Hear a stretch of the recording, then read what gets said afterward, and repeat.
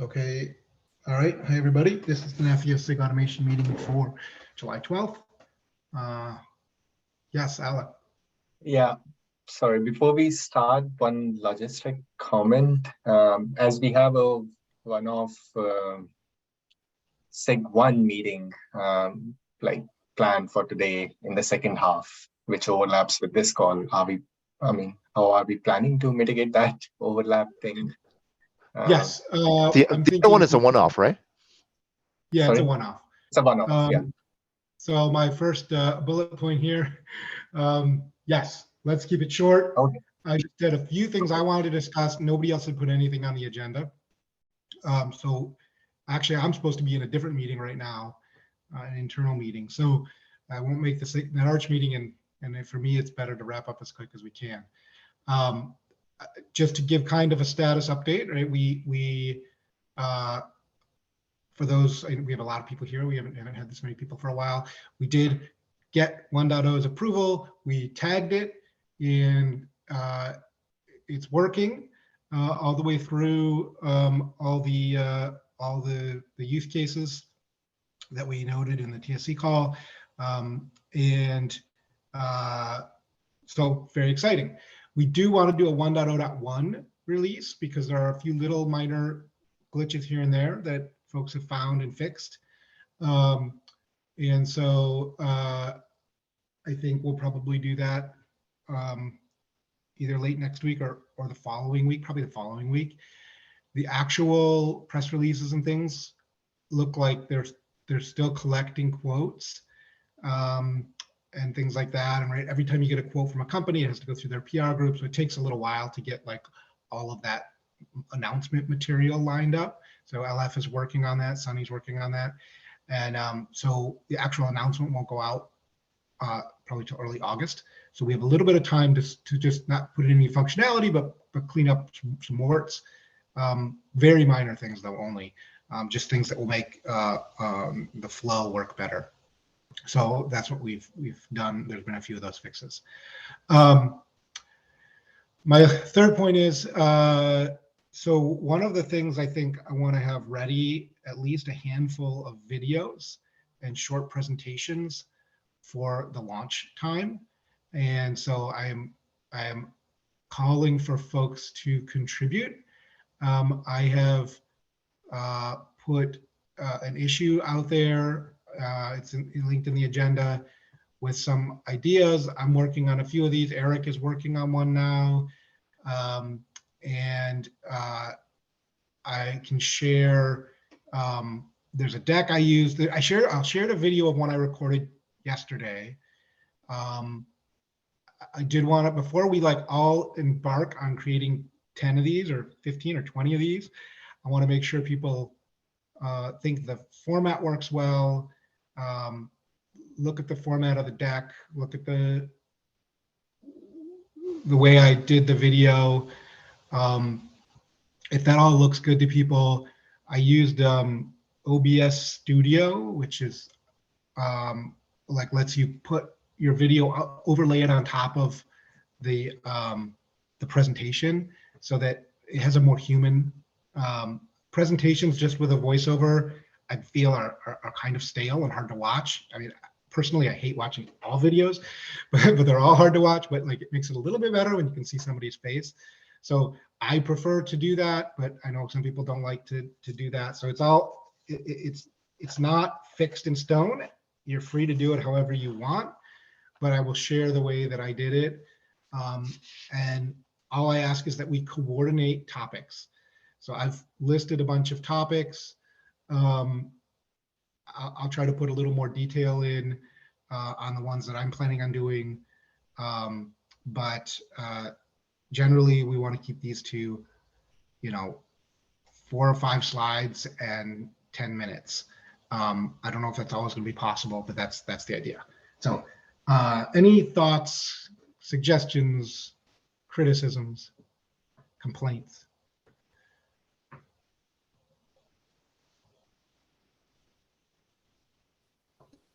It's a good initial plan. So maybe we can have suggestions as we try to execute on the plan, right? Yeah, oh, absolutely. Right. Yeah. Yeah. And that's why the issue's there.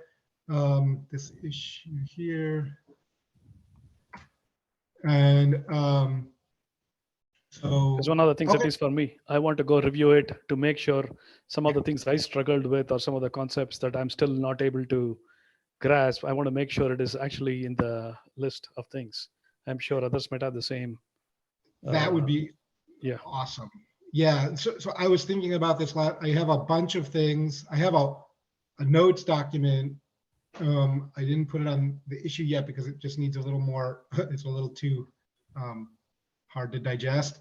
But I'm going to break that out into a few more videos or put, like I said, more detail. Some of the things on my notes document are already covered in one of the episodes I've mentioned, but I didn't detail it. So I'm going to try to detail all of that. I'm trying to build a coherent set of videos, but I don't want it to be too linear, right? Like ideally, people can dig in and, they get an overview and then they'll be like, oh, if you're interested in this topic, you can drill in more over here. And then they'll be, so I'm naming them episode 1, 2, 3, and maybe I shouldn't. Maybe we need to organize it differently. So I'm definitely open to suggestions around that. But right now, that's the state of things. Yeah, we'll comment, John, and I'll contribute to a number of these things. Awesome. Yeah, I've been traveling quite a bit. I don't want it to be too heavyweight. I mean, I take a lot of time myself when I do these things, and it's partly my age. Like these like younger people who are more accustomed to doing these videos, they burn these things out in like 5 minutes. But for me, it's like I have all this prep time I have to do. But anyway, so maybe there'll be some younger folks in the community who could just whip these things out like nothing. Anne.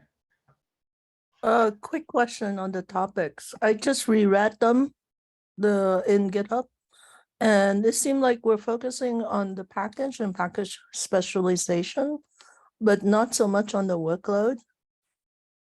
I don't know if that's intentional. Because I wrote those topics, so I'm happy. So I do have a plan. Like one of the things I want to do, I think I just put an issue on there, is I want to talk a little bit about the bigger picture of like, ultimately, we're just trying to get a bunch of values in an API server and a bunch of API servers out there, right? So then how do you stack? And you sort of, how do you back up to getting what the right values are in the right place? One of those, right, you start with imperative calls using kube control. Okay, then you have declarative calls, kube control apply. Then you have something like Helm, which is effectively like a templating on top of kube control apply. And then you have operators, right? And so those are all part of the stack. And the area that I'm, so operators are an area that's something that the Kubernetes community as a whole has been working on for many years, and is fairly well understood in that community.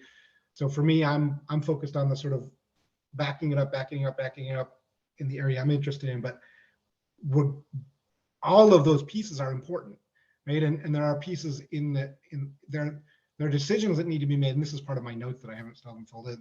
There are decisions that need to be made at each step of the way, and there are some decisions that are appropriate all the way left, and there are some decisions that are appropriate all the way right. And so, and maybe whether they're appropriate or not, they just are that way in certain environments. So like VLAN tags may be allocated locally on the cluster or in the site because nobody cares to track them globally. And so right now in our R1, we're allocating them all the way to the left. Probably they make more sense to be allocated to the right, but you need some infrastructure there that we don't have today. So, right, so there's all these, there's not just a discussion of each individual piece, but there's a discussion of how, as a deployer of Nefio, as a deployer of a network, you're going to make decisions along the way. And those decisions, these are some of the factors you need to consider in those decisions. So I want to cover all of that stuff. Anyway, you got me talking. I better stop. No, I am the gist of my question was more, if we are not covering workload because it's free 5GC and we haven't really generalized to a more workable framework. No. It's just what I think. No, No. In fact, we should cover, one of the things I added, because it wasn't out of my initial list, is like what's in R1. And we should go into detail about like, here's free 5GC, here's an example, here's how it needs to be configured, here's how we solve those problems. If you were doing a Yeah. different function, you might make a different choice in how to solve those problems. Yeah, So- because like you said, I think the operators and how to write one, that's very well known to the rest of the community, the Kubernetes community. So we don't need to really cover that. But the details Well, of It is, but it's not, it's well understood among a very tiny subset of people in the world. And it's not necessarily the people we're trying to reach. So I think it's really important to cover it, actually. oh, okay. And I think Yeah, I put that's just one not my comment area. there saying, yeah, just saying I'd included one in that item saying that, how do you develop those kind of use case specific CRDs like the way we did for free 5GC. I think that's a very Oh, important okay. topic. Yeah. Yeah, I and then was how coming those, from, go ahead. sorry, and then how those, like, okay, like we did a UPF deployment CRD. That's not a free 5GC UPF deployment. That's a UPF deployment, right? That's a use case specific thing. And we should talk about, we should have something that talks about, Exactly. Yeah. here's what it captures. Here's how, if you had a Nokia or an Ericsson or a Samsung or whatever other UPF, how do you build, how do you use this thing in an operator for that particular, like, I'd love to get to that sort of thing. I don't know if we'll get to that in these videos. That's like a very in-depth conversation, but like, let's cover as much as we can. But Yeah, Charles that's has- what I was trying to express, which is operator is, okay, maybe not as well known as I had believed, but it's known. Where Yes, using operator to bring up an NF is kind of new, at least for me. So I thought that would be worth covering. But like you said, I don't know the scope of the video series. the It's scope ready is for how that. much we can produce, right? Like, it's right, we're a community, like we got 15, 20 people on the call. Hey, everybody can produce 10 videos. That's a lot of videos. Oh God. 10. I think most of us are not of the TikTok generation. Exactly. Anyway, sorry. Thanks. Speak for yourself. Yeah. I'm Sorry, not going to Bob. share my TikTok dance tutorial here, but yeah, I just yeah. Onto, I think everybody agrees with you, including John. He just put the scope that he was thinking at first. I want to propose maybe two different workload related videos. One which would be covering what we have right now with Free 5GC and just show it in action, show how it works, show how you can install it without even related to Nepio, right? Just show it as an independent piece and what it does and how all the three of them work, right? How to deploy them and what they do and kind of show it in action. Another one would be maybe a little bit more general is, hey, somebody, so as we said, especially the target telco community doesn't know too much about operators, but we can show, here's an example of a Helm chart, which is something that most of the industry uses right now when they target Kubernetes. How do we take something like a Helm chart and show how it maps onto the operators that we build, right? Not a full tutorial of really building an operator, but just showing side by side, here are the Helm charts from Orange's Towards 5GS project. So that's where they deployed it in Helm. And here's what we did in the Nepio project to turn them into operators, right? To show, this is kind of a foreshadowing an operator SDK that we eventually want to do in R2. So in my opinion, that will be the video that's most interesting for vendors, right? To see how they can plug into Nepio. I'm not volunteering to make this. I suck at making videos. I was joking. I do not do TikTok. So, but I'll be happy to work with somebody if they want to make such a video. We can use AI to, morph you into a TikTok video. We can hire talented actors, maybe. So yeah, so those are great. Please add those to the issue tab. Fish. Yeah. So one thing, would having a date set for saying, let's say, I was only thinking about this, right? Like similar to how we had the participant workshop back in November. Let's say if we pick a date sometime in August and say that, hey, let's have a virtual workshop. And if you want to succeed at the workshop, these are the videos that you probably want to be reviewed. And if you come in, So that's an awesome idea, Vish, but before you go further, like we're going to have an in-person / virtual workshop. oh, It's going to nice. be, Lucy's supposed to send out an email. I haven't seen it yet, but a survey of dates, but it's going to be late August or early September. I'm guessing it's going to be early September. Just logistically, we want to try and get, like we did the launch in June last year. We want to do an in-person event here in Sunnyvale. And it would be it would be hybrid, a hybrid event. And as part of that, we'll do a workshop. We'll go through R1. We'll have to figure out, all of us here, what exactly we want to present and talk about there. But you're right, like having a bunch of videos and saying, hey, we're not going to cover the stuff in these 5 videos because we expect you to have that background would be, yes. I think, otherwise you just end up repeating the same things over and over and over. Correct. Because I think if that workshop that we have to say, hey, these are the prerequisites, because we can't be going through everything at the workshop there, but these are the prerequisites if you want to come to that September event, and let's walk through the R1 and you'll understand what the solution comprises is probably a successful outcome. It would be a successful, way to say that we got this working, is what I was thinking, at least in my mind. Yeah, no, that's awesome. Yeah, I agree. And like, we'll have I think you're right though. I do have a sort of deadline of like, let's have like, say 4 or 5 videos ready by the press release date. So early August, maybe that's 2 weeks. Yeah. I mean, I have probably 3 planned out that I can do over the next week, maybe 4. And it's going to require substantial work, but I should have the time to do it. So I know Eric's started on one, so if we could get a few other folks to add a few, like we'd have a nice body of, because what's going to happen theoretically is like the press release is going to go out and there's going to be a bunch of people interested and curious about it. And they're going to go in, and it would sure be nice for them to have a place to land and learn some things that we don't have to answer the same questions over and over on Slack or whatever. Cool. Thank you. Ann?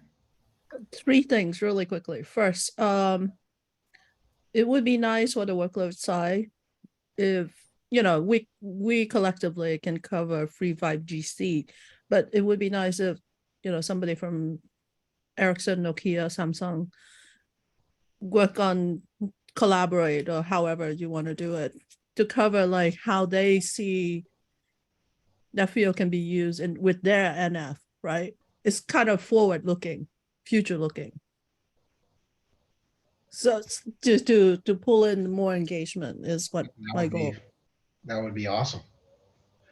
Oh God, what's the other 2? Oh, the second question is, and it may be a little overkill, but I feel like we need to have 1 or 2 meetings outside of this meeting to discuss the video series and content, because so far it's been Slack and ad hoc. And I think we need to double click down if we have only 2 weeks to do this, to some release. Yeah, I mean, I'm fine with that. I think let's not long series, just 1 or 2 details. Let's just coordinate that on Slack. Like I think that like I'm happy to do that. Personally, I have, unless people object to the things I've put out there, I have enough work to keep me busy on this for the next couple of weeks. But I'm happy to coordinate with anybody who wants to discuss ideas. And if a meeting is the fastest way to do that, I'm open to that. Yeah, because I'm thinking like if you and say Vim or Steven have discussion, and then I'll come along and say, oh wait, I want to get, then it's repeating instead of having a single session. Say, let's cover this. I think Go ahead. Wim just put in the chat, like, I would, when I said coordinate, I did mean, I'd like to have a little outline of the main points that are going to be covered of each video, and then we can sort of all say, yeah, nay. sounds good, right? Like, Yep. And actually what I want really is a wiki page for each of these. And then I want, and I talk about this in the other video, like I want you to be able to go to like nephew.org/learn or something like that. And it just takes you to a wiki, each, an index of all these videos with wiki pages for each one. People can comment on the wiki page then, and we can actually have a Q&A and make it more interactive. Yeah, we could use a format like Coursera or something, this is how you learn Nephew. Last Yeah. question.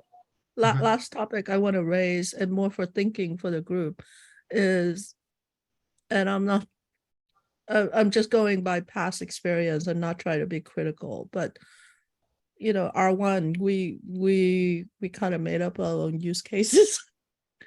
With help from SIG 1, but there was a lag. So I feel like we should be more proactive this time and push R2 use cases. I've seen a couple, the one from Tal and Alok and Dimitrios, I think. And then the other one is from on the workload, and the other one is from somebody else in policy. But from SIG automation, maybe there are use cases that we want to cover in R2 that we should start thinking about and discussing before we go back to SIG 1. We haven't really touched that. Yeah, let's definitely, okay, let's put that on the agenda for next week. I think Okay. you're right.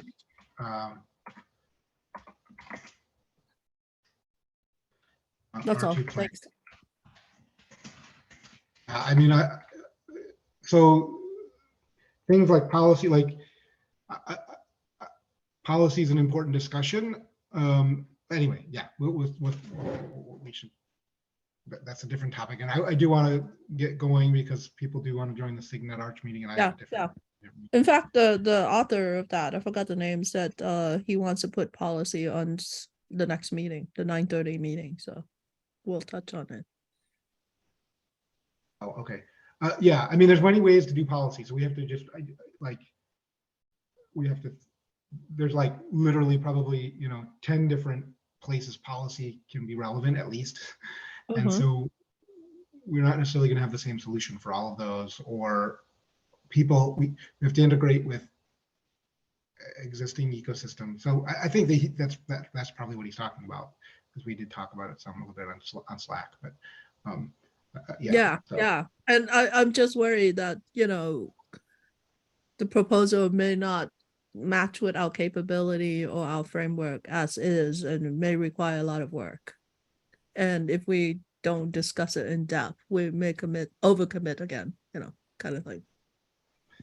Sure. Yeah. I'm being a worrywart. Well, I mean, we're still very early in the discussions of R2. Yeah. Cool. Thanks. Cool. Okay. Any other comments before we wrap it up and let folks go to the other meeting?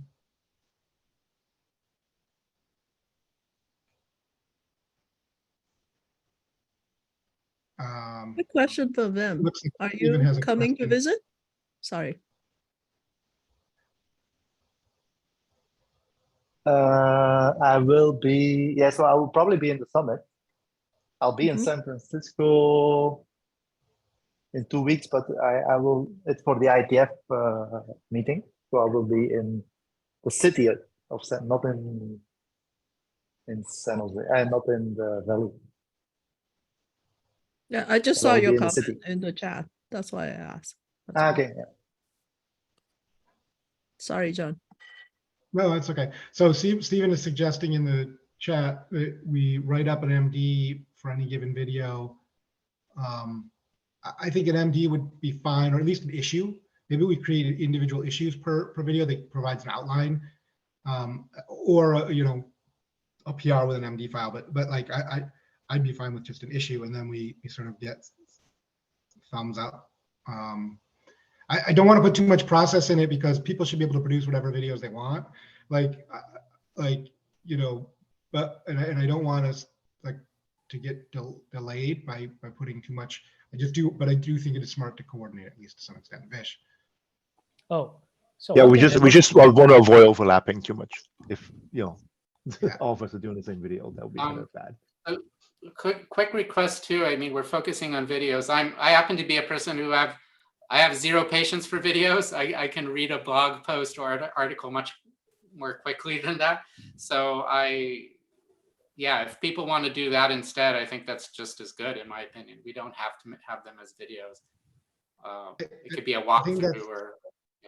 I think that's true. I'm actually with you, Tal. I hate watching videos.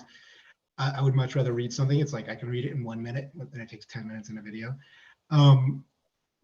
But I'm talking about videos, but what I'm trying to say is multiple channels, actually. So Wim mentioned an MD file. I also have a deck associated with each one. So I think that a blog post or MD file makes total sense. And yes, we should probably include those as much as possible in each of these episodes as well. It's just there's a lot of material to read, and yeah. So anyway, so what I'm hearing, I guess, is you're suggesting maybe we want to lower the bar in the sense of like not require a video, but so maybe we make it a little bit more general in that some things have videos, but there's a series of short articles. I don't know.